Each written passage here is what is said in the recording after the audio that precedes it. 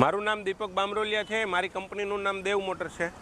મિત્રો, આપણે આગળના વિડીયોમાં આપણે એક ગાડીની અંદર જોયું હતું કે નો ક્લેમ થયો હતો।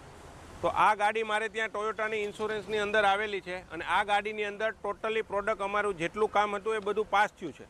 તો પાસ શા માટે થયું છે અને અમે શું શું સ્પેર પાર્ટ ગાડીની અંદર નાખવાના છે એ બતાવવા માગું છું। અને આ ગાડીની અંદર વીમામાં બધી સ્પેર પાર્ટ કેવી રીતના પાસ થયા છે એની તમને જાણકારી દેવા માગું છું। તમે જોઈ શકો છો આ સાઈડ એકદમ ડિવાઇડર સાથે અથડાયેલી હતી।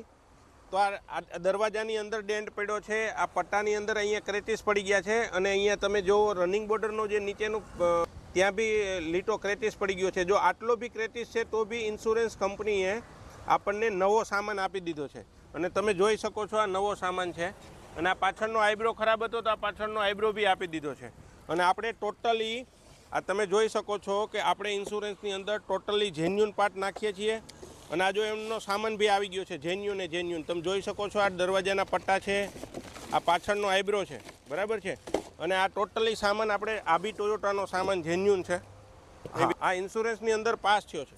તો મિત્રો, હું તમને એ કહેવા માગું છું કે ઇન્સ્યોરન્સની અંદર પાસ ત્યારે થાય છે કે જ્યારે તમારી પાસે એક્સિડન્ટનું જેન્યુન રીઝન હોય અથવા તમારી પાસે જે જગ્યાએ એક્સિડન્ટ થયું છે ત્યાંના સ્પોટ ઉપરના ફોટા હોવા જોઈએ અને તમારી પાસે પૂરેપૂરા પ્રૂફ હોવા જોઈએ। એટલે તમને ઇન્સ્યોરન્સ કંપનીને કોઈ પણ સંજોગે તમને પૂરેપૂરા પૈસા આપવા પડે છે।